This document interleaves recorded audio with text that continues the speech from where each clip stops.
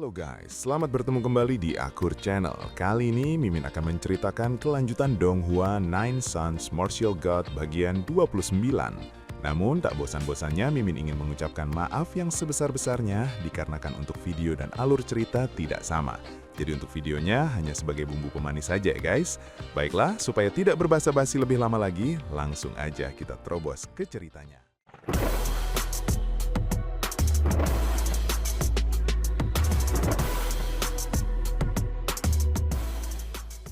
Pada episode sebelumnya diceritakan Hong Mei berseru gembira saat Xiao Ye akhirnya sadar dan Ye Yunfei kembali. Xiao Ye yang lemah menceritakan pembantaian keluarga Ye. Namun Ye Yunfei menenangkannya karena semua penjahat telah ditangkap. Ia menugaskan Hong Mei menjaga Xiao Ye lalu membagikan pil penyembuhan kepada klan hingga keluarga Ye pulih dan kembali berkuasa di kota Bulan Sabit. Meski lega, Ye Yunfei sadar bahaya belum usai. Demi keselamatan keluarga, ia meminta sekte Tianwan melindungi mereka dan menghadiahkan pil roh tingkat 5. Setelah semuanya aman, Ye Yunfei bersiap berangkat ke ibu kota, menatap masa depan dengan tekad dan niat membunuh tersembunyi. Ye Yunfei merasa semua ini sungguh membosankan. Ia menggelengkan kepala dengan ekspresi kesal. Sikapnya membuat pria bertubuh besar yang membawa golok raksasa langsung murka. Pria itu menghantamkan tangannya ke meja dengan keras, diikuti teriakan penuh amarah. Bersama pria bermuka musang di sampingnya, mereka mengancam Ye Yunfei dengan keyakinan penuh bahwa ia tak akan bisa meninggalkan kota Tianteng hidup-hidup. Keduanya berada di tahap akhir alam bumi dan telah lama mengikuti tuan muda tertua keluarga Su menindas siapapun yang mereka mau di kota Tianteng. Dalam pandangan mereka, Ye Yunfei hanyalah bocah tanpa latar belakang, sehingga sama sekali tidak layak ditakuti. Tatapan Ye Yunfei mendadak menjadi dingin. Tanpa ragu tangan kanannya melesat dan mencengkram pergelangan tangan pria pembawa golok, melepaskan puluhan ribu jin kekuatan ilahi. Dalam sekejap tubuh pria itu terangkat dan dilempar keluar jendela dengan santai. Tubuhnya jatuh menghantam jalan seperti meteorit, menciptakan kawah besar, darah menyembur memenuhi retakan tanah. Bagi Ye Yunfei, dunia seni bela diri adalah dunia yang kuat memangsa yang lemah. Ketika tiba saatnya membunuh, tidak ada tempat bagi belas kasihan. Karena itu, setiap tindakannya selalu tegas dan tanpa ragu. Pria bermuka musang itu gemetar ketakutan. Ia tak pernah menyangka bahwa sosok yang tampak biasa ini akan bertindak begitu brutal sejak awal. Namun sebelum sempat melarikan diri, Ye Yunfei sudah mencengkramnya dan melemparkannya keluar jendela dengan cara yang sama, mengakhiri hidupnya seketika. Di lantai 2, para pengunjung terdiam membeku. Mereka menyaksikan Ye Yunfei kembali duduk dengan tenang, mengambil sumpit dan gelas anggurnya, lalu melanjutkan makan seolah baru saja membuang 2 potong sampah. Pemandangan itu membuat banyak orang bergidik nyeri, menyadari betapa dingin dan kejamnya Ye Yunfei. Gadis berbaju merah mengerutkan kening, terkejut dan tidak puas melihat tindakan tersebut. Namun Ye Yunfei hanya tersenyum tipis, seolah menganggap semuanya wajar. Baginya, jika ia tidak membunuh terlebih dahulu, maka dialah yang akan mati. Amarah Tuan Muda Shu pun meledak.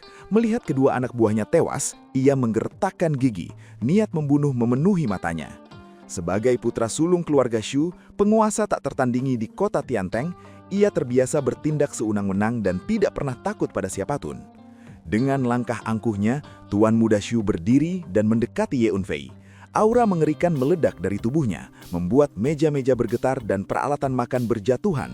Telapak tangannya bersinar dengan cahaya kuning kebumian, membesar dan memadat seolah terbuat dari tanah tebal yang mengerikan. Ia mengungkapkan identitasnya sebagai murid inti Pavilion Xiaoyao, latar belakang yang membuat siapapun di wilayah Qin berpikir 2 kali sebelum menyinggungnya. Tekanan dari auranya membuat para tamu di lantai 2 memandangnya dengan penuh hormat dan ketakutan. Dengan senyum mengejek, Tuan Muda Shu mengerahkan jurus 18 iblis duniawi. Cahaya kuning di telapak tangannya semakin terang, tekanan energi melonjak hebat. Banyak orang terkejut oleh kekuatan yang dilepaskannya, kagum pada statusnya sebagai murid inti Pavilion Xiaoyao. Serangan telapak tangan dilepaskan, menghantam Ye Yunfei seperti gelombang pasang yang mengerikan. Namun Ye Yunfei tetap duduk tenang. Tanpa mengangkat kepala, ia mengepalkan tangan kirinya dan meninju bayangan telapak tangan itu secara langsung. Dalam sekejap, 50 hingga 60 ribu jin kekuatan ilahi meledak keluar seperti banjir gunung. Tinju dan telapak tangan bertabrakan. Aura Ye Yunfei menjulang seperti gunung tak tergoyahkan. Pada saat yang sama, ia melepaskan jarum pemakan jiwa yang menembus kepala Tuan Muda XU.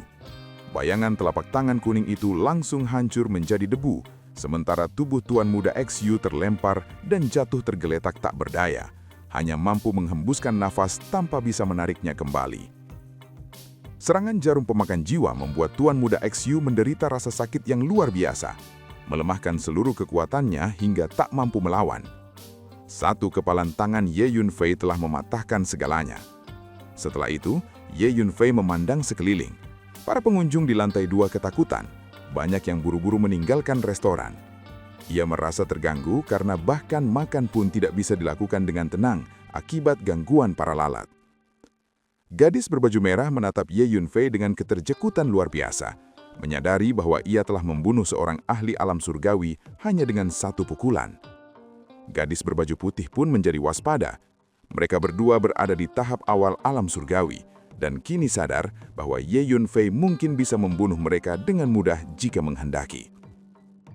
Gadis berbaju merah menatap Ye Yunfei dengan perasaan campur aduk, menyebutnya terlalu kejam dan tidak manusiawi.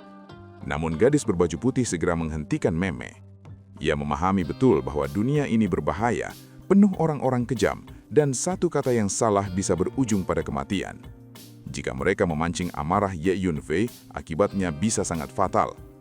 Setelah selesai makan, gadis berbaju merah memberitahu kakak Xiaxi bahwa ia sudah kenyang dan mengajak bersiap menghadiri lelang. Dalam pandangannya, Ye Yunfei adalah orang yang terlalu kejam dan tidak pantas dihiraukan. Ia kemudian menyebut kabar bahwa konon akan ada inti dalam Raja Binatang yang dilelang di kota Tianteng, meski belum tahu kebenarannya. Gadis berbaju putih menanggapi dengan tenang. Menurutnya, sekalipun benar ada inti Raja Binatang, harganya pasti di luar jangkauan mereka. Tujuan utama kedatangan mereka sebenarnya adalah memastikan apakah benar akan ada lelang kuali ramuan. Setelah itu, kedua gadis itu berdiri, berterima kasih kepada Hua Miao, lalu pergi. Dalam hati, mereka menganggap Ye Yunfei sebagai orang yang berbahaya yang membunuh tanpa ragu. Hu Miao menatap kepergian mereka sambil tertawa kecil. Merasa kedua gadis cantik itu tampaknya memiliki kesan buruk terhadap Ye Yunfei. Namun perhatian Ye Yunfei justru tertuju pada kabar tentang inti dalam Raja Binatang. Ia langsung teringat rencananya untuk mengolah teknik penguatan tubuh ikatan darah iblis surgawi tingkat kedua yang sangat cocok menggunakan inti tersebut. Karena sudah berada di kota Tianteng, ia pun memutuskan untuk melihat lelang itu secara langsung. Hu Miao kembali menggoda dengan ide-ide nakal. Namun Ye Yunfei segera menghentikannya dan mengajaknya menuju rumah lelang. Ia berdiri, lalu memimpin Hu Miao turun ke lantai 1. Sebelum pergi, Ye Yunfei meminta pelayan menjaga kuda iblis naga merahnya dan melempahkan beberapa lusin kristal spiritual sebagai imbalan. Pelayan itu menerimanya dengan wajah berseri, karena jumlah tersebut setara biaya hidup keluarganya selama setahun. Setelah bertanya, Ye Yunfei mengetahui bahwa lelang tersebut diadakan oleh rumah lelang Sihai. Ia pun membawa Hu Miao menuju ke sana. Saat itu, rumah lelang Sihai sudah dipenuhi orang. Banyak praktisi bela diri berdatangan, membuat suasana sangat ramai namun tetap tertib. Bangunan rumah lelang Sihai sangat megah, dengan balok berukir dan kasau bercat indah, memancarkan kemewahan dan kewibawaan. Aula lelang terdiri dari beberapa lantai, dengan aula utama di lantai bawah yang dipenuhi meja konter kayu solid. Para pelayan muda sibuk menyambut tamu, sementara staf lelang bersiap menjawab pertanyaan para praktisi. Meski Ye Yunfei dan Hu Miao telah masuk, tidak ada yang langsung menyambut mereka. Setelah berkeliling sejenak, Ye Yunfei akhirnya menemukan sebuah konter yang kosong, dijaga seorang wanita parubahan dengan pesona matang di wajahnya. Wanita itu menatap Ye Yunfei dengan sikap profesional namun sedikit meremehkan, sampai pandangannya tertuju pada Hu Miao dan menunjukkan keterkejutan yang tak bisa disembunyikan. Ye Yunfei menyatakan niatnya untuk menitipkan barang lelang sekaligus berpartisipasi dalam penawaran. Ia mempertimbangkan jika benar ada inti dalam Raja Binatang, ia membutuhkan banyak kristal spiritual. Karena itu, ia berencana melelang beberapa pil spiritual. Wanita itu menanyakan barang yang akan dititipkan dengan nada setengah meragukan. Jelas tidak menyangka seorang pemuda biasa mampu membawa barang berharga. Ye Yunfei lalu mengeluarkan botol pil dan menyerahkannya. Awalnya wanita itu tidak tertarik dan mengira hanya pil tingkat rendah. Namun begitu tutup botol dibuka, wajahnya langsung berubah drastis. Aroma obat yang kuat langsung menyebar ke seluruh aula. Hanya dengan sekali hirup, siapapun bisa merasakan kualitasnya yang luar biasa, jauh melampaui pil tingkat 4. Wanita itu terkejut hingga hampir berseru, menyadari kemungkinan besar bahwa pil tersebut adalah pil tingkat 5. Keributan segera menyebar di Haula. Banyak pandangan terkejut dan penuh ketidakpercayaan tertuju pada Ye Yunfei. Pil spiritual tingkat 5 adalah barang langka yang bahkan keluarga kekaisaran dan 4 sekte utama pun sulit memilikinya. Wanita itu segera memanggil seseorang dari ruang belakang. Tak lama kemudian, seorang pria tua berbaju biru muncul dan mengambil botol pil tersebut. Setelah memeriksanya, ia langsung memastikan bahwa itu adalah pil geng surgawi tingkat 5. Pernyataannya membuat seluruh Haula gempar. Semua orang yang hadir adalah praktisi bela diri dengan indera tajam. Mereka sangat memahami nilai pil geng surgawi. Ramuan itu bukan hanya mampu menyembuhkan luka parah dalam sekejap, tetapi juga dapat memperpanjang umur puluhan tahun. Bagi para ahli tua yang mendekati akhir usia, pil ini adalah harta yang tak ternilai. Melihat reaksi berlebihan itu, Ye Yunfei hanya merasa geli. Baginya pil geng surgawi hanyalah ramuan penyembuhan biasa. Ia telah memurnikan puluhan pil serupa dan tidak pernah menganggapnya istimewa.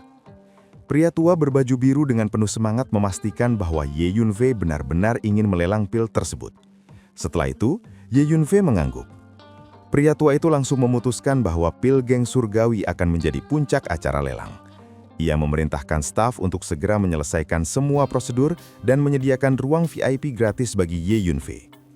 Saat formalitas diselesaikan dan Ye Yunfei dibawa ke ruang VIP, banyak orang di Haula menatapnya dengan mata penuh keserakahan. Pepatah lama kembali terngiang di benak mereka. Orang tidak bersalah, tetapi membawa harta adalah dosa.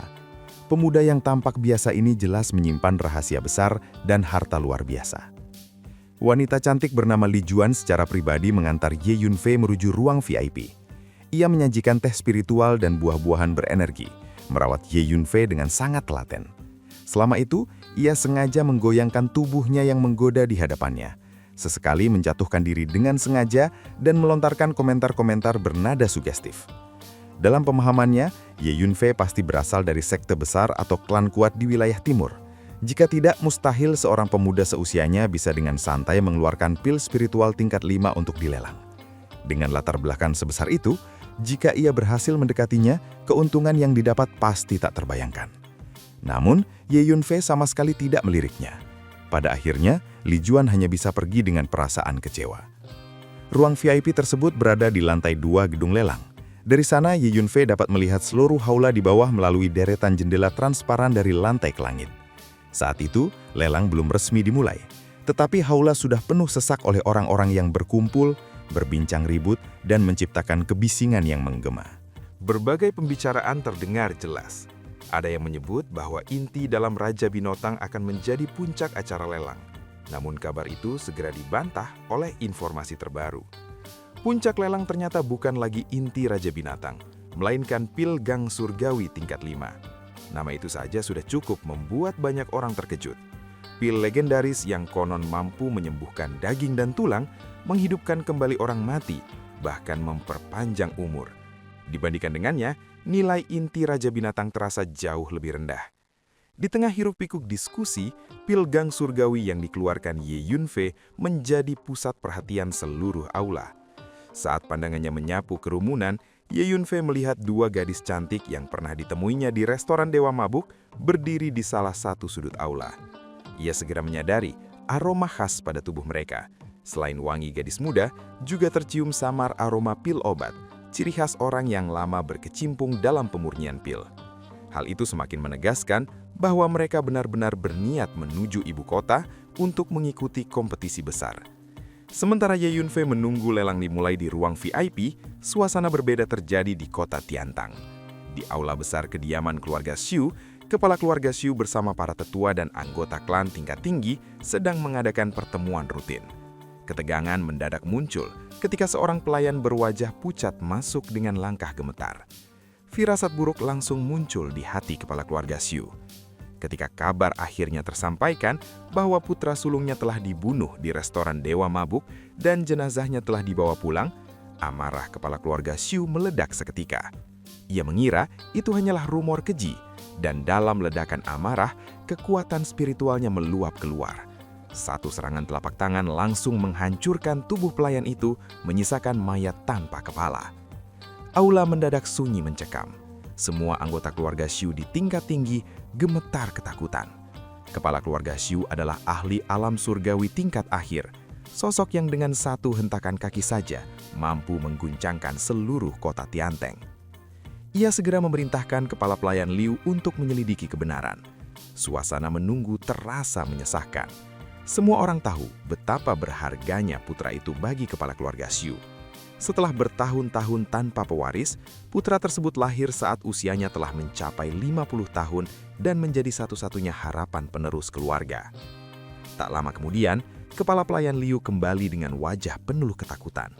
Dengan suara rendah dan gemetar, ia melaporkan bahwa tuan muda memang telah terbunuh. Pelakunya adalah seorang pemuda yang baru tiba di kota Tianteng hari itu, bersama seorang wanita cantik. Insiden terjadi karena tuan muda tertarik pada wanita tersebut yang berujung pada pembunuhannya dan 2 pelayan pengawalnya. Pemuda itu juga diketahui telah memasuki rumah lelang Sihai dan tampaknya berniat mengikuti lelang. Mendengar laporan itu, hati kepala keluarga Su seakan ditusuk pisau. Dengan kematian putra tunggalnya, ia kehilangan satu-satunya pewaris. Amarah dan kebencian membara di dadanya, namun ia menahannya dengan susah payah. Ia kemudian memerintahkan seluruh tetua dan anggota klan yang memiliki kekuatan di atas alam bumi awal untuk berangkat bersama menuju rumah lelang Sihai. Keputusan itu mengejutkan banyak orang. Seluruh keluarga Su dimobilisasi hanya untuk menghadapi seorang pemuda. Jelas bahwa putra sulung adalah titik lemah terbesar kepala keluarga Su. Naga memiliki sisik terbalik yang tak boleh disentuh, dan siapapun yang menyentuhnya pasti akan menghadapi murka. Tak lama kemudian, kota Tianteng gempar. Iring-iringan besar keluar dari kediaman Su, dipimpin langsung oleh kepala keluarga Su dan 8 tetua. Sepanjang jalan utama menuju rumah lelang Sihai, banyak orang menatap dengan keterjekutan. Tokoh-tokoh berpengaruh yang biasanya sulit ditemui, kini bergerak bersama. Rasa penasaran pun menyebar dan semakin banyak orang mengikuti iring-iringan itu untuk menyaksikan apa yang akan terjadi. Di barisan terdepan, kepala keluarga Su tampak tenang di luar, namun di dalam hatinya amarah menggamuk liar. Matanya memerah oleh niat membunuh. Ia telah bersumpah akan mencabik-cabik pemuda yang berani membunuh putranya dan menjadikan wanita yang bersamanya menderita sebelum mati. Akhirnya, rombongan keluarga Su tiba di luar rumah lelang Sihai. Salah seorang tetua mengingatkan agar tidak masuk sembarangan karena lelang sedang berlangsung. Menyinggung rumah lelang Sihai berarti menciptakan musuh besar yang tidak perlu. Mendengar itu, kepala keluarga Su memutuskan untuk menunggu di luar hingga lelang selesai. Ia juga memerintahkan agar pihak rumah lelang diberitahu tujuan kedatangan mereka agar tidak terjadi kesalahpahaman. Dengan demikian, keluarga Su mengepung rumah lelang Sihai dari segala arah.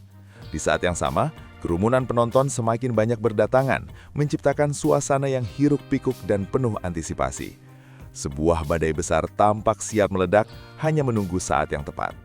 Sementara itu, di dalam rumah lelang Sihai, dentingan lonceng perlahan bergema ke seluruh aula lelang di lantai pertama. Bunyi lonceng itu terdengar berulang, membuat suasana yang semula sangat ribut berangsur-angsur mereda. Pandangan banyak orang tertuju ke arah panggung megah berlapis emas di tengah aula. Seorang laki-laki berambut putih berjalan ke tengah panggung dan berdiri di depan meja kristal. Dengan senyum tipis, ia memandang lautan kepala di aula, lalu membuka lelang secara resmi dengan suara lantang. Begitu suaranya berhenti, cahaya menyilaukan tiba-tiba menyinar dari panggung. Setelah beberapa saat, cahaya itu perlahan memudar, memperlihatkan sebuah ramuan spiritual berwarna hitam pekat, memantulkan kilau menyeramkan di bawah cahaya lampu. Aroma obat yang kaya dan kuat langsung menyebar ke seluruh aula. Lelaki tua itu memperkenalkan barang pertama lelang, yaitu rumput meder tinta surgawi berusia 100 tahun. Ramuan ini memiliki efek luar biasa untuk membantu terobosan kultivasi.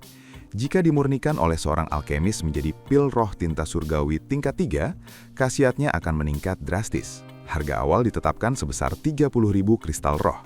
Rumput tinta surgawi memang sangat cocok bagi praktisi di alam pemurnian tubuh. Setelah pilnya dimurnikan, seorang kultivator tingkat ke-9 pemurnian tubuh hampir pasti bisa menembus alam bumi tahap awal. Karena itulah, beberapa keluarga besar sering membelinya untuk anak-anak jenius mereka. Di haula, suara penawaran mulai terdengar, meski tidak terlalu antusias, karena nilai ramuan ini tidak tergolong sangat tinggi. Beberapa saat kemudian, rumput meder tinta surgawi terjual dengan harga 40.000 kristal roh. Setelah suasana sedikit menghangat, barang kedua dan ketiga pun segera dilelang. Ye Yunfei hanya mengamati dengan tenang tanpa menunjukkan minat. Baru pada barang kelima, pandangannya berubah serius. Di atas panggung, tampak sebuah pedang panjang berwarna merah menyala. Seluruh bilahnya mencamarkan kilau api seolah benar-benar terbakar. Aura dingin dan tajam yang dipancarkan jelas menunjukkan bahwa pedang itu bukan senjata biasa. Pedang tersebut bernama Crimson Edge, sebuah senjata spiritual kelas atas yang ditempa dari besi hitam berusia ribuan tahun yang diambil dari kedalaman gunung berapi. Selain itu, inti binatang sihir atribut api tingkat 9 telah tertanam sempurna di dalamnya. Bagi praktisi yang mengembangkan atribut api atau yang, senjata ini dapat meningkatkan kekuatan tempur secara drastis. Harga awal pedang itu ditetapkan sebesar 500.000 kristal roh. Mata Ye Yunfei langsung dabinar. Dalam pikirannya, pedang ini sangat cocok dijadikan prototipe pedang api dalam rencananya menempa pedang 5 roh. Tak hanya Ye Yunfei, banyak praktisi bela diri di Haula juga tertarik. Senjata yang tepat dapat meningkatkan kekuatan tempur secara signifikan, sehingga penawaran pun berlangsung sengit. Harga pedang itu melonjak cepat hingga mencapai 900.000 kristal roh. Di tengah ketegangan, suara dingin dan malas tiba-tiba terdengar dari sudut Haula yang sangat terpencil. Suara itu mengajukan penawaran 950.000 kristal roh, sambil menyebutkan identitasnya sebagai penjaga makam Tianyu. Nada ucapannya jelas mengandung ancaman halus, seolah memperingatkan siapapun agar tidak melanjutkan penawaran. Begitu nama makam Tianyu disebut, hawa dingin langsung menyelimuti Haula. Banyak praktisi bela diri merasa merinding dan spontan menoleh ke arah sudut gelap itu. Makam Tianyu dikenal sebagai organisasi pembunuh misterius yang menanamkan ketakutan di hati banyak orang. Mereka bergerak seperti hantu, jarang terlihat dan hanya muncul saat menjalankan pembunuhan. Konon, bahkan seorang ahli alam ex-Huan di Kekaisaran Qin pernah tewas di tangan mereka. Karena itu, tak seorang pun berani melanjutkan penawaran. Haula yang semula ramai mendadak senyap. Di atas panggung, lelaki tua berambut putih hanya bisa menghela nafas dalam hati. Ia tahu, di Kekaisaran Qin yang kecil, hampir tidak ada yang berani menantang makam Tianyu. Namun, organisasi itu sebenarnya tidak seberapa jika dibandingkan dengan sekte dan klan besar wilayah timur. Dengan suara lantang, ia kembali menanyakan apakah masih ada yang ingin menawar? Saat semua orang mengira pedang Crimson Edge pasti jatuh ke tangan makam Tianyu, suara samar tiba-tiba terdengar menyebutkan angka 1 juta kristal ruh. Haula langsung gempar. Semua mata tertuju ke arah sumber suara tersebut yang ternyata berasal dari ruang VIP tempat Ye Yunfei berada. Dari sudut gelap, penjaga makam Tianyu meluapkan kemarahan dengan nada penuh ancaman, menandakan bahwa pihak tersebut telah bersedia menjadikan penawar baru itu sebagai musuh. Namun, lelaki tua berambut putih segera menegaskan aturan rumah lelang Sihai bahwa penawar tertinggi adalah pemenang dan memperingatkan agar tidak membuat masalah di tempat itu.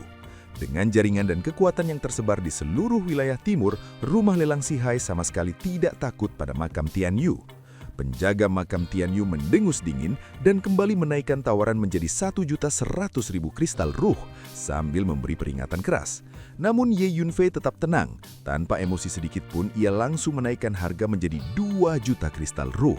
Dan adegan ini pun mengakhiri pertemuan kita kali ini. Terima kasih kepada semua yang telah menyimak dari awal sampai akhir video ini. Dan juga Mimin ingin mengucapkan terima kasih yang sebesar-besarnya kepada semua yang sudah subscribe Akur Channel.